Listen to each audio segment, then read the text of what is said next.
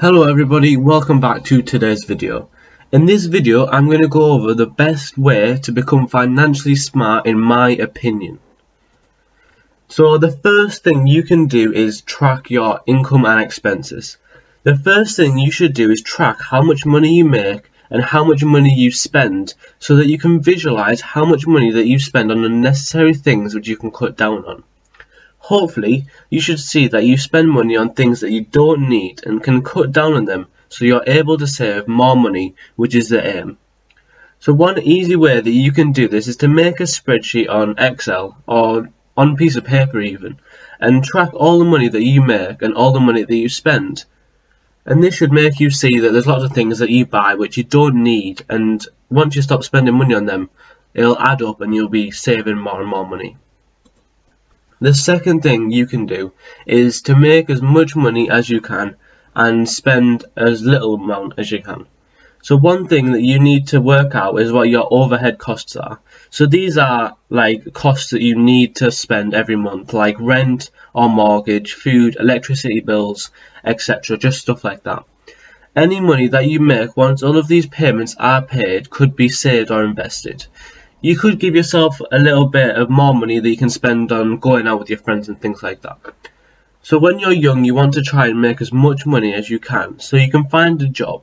You could find a job in the first place if you don't have one already. You could get a second job or deliver takeaways after work and get paid by that way. And this will pay off in the future. So once you have done this, you should be building up a good amount of income every month and starting to get a good amount of money in savings. The third step is the best one.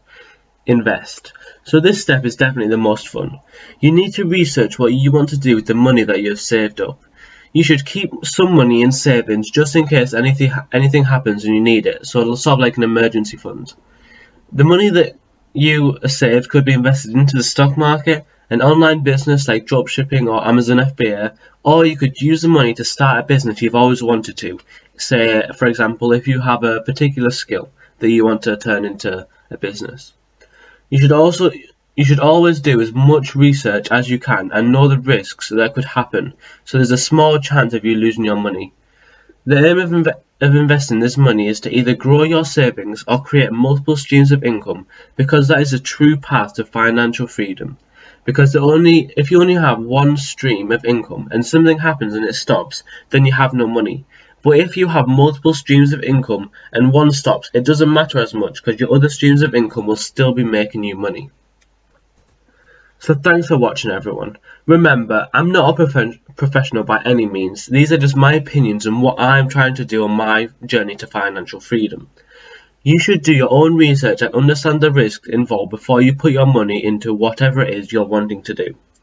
Thanks for watching everyone, and if you enjoyed the video, please don't forget to leave a like and subscribe to become one of the first members of the channel. And also stick around to find out how you can get entered into the 100 subscriber giveaway. Thanks everyone, I'll see you in the next video. Remember everyone, we have a 100 subscriber giveaway. All you need to do is click on the link in the description for the video about how you can enter and subscribe. Good luck to everyone who enters. Thanks everyone, see you in the next video.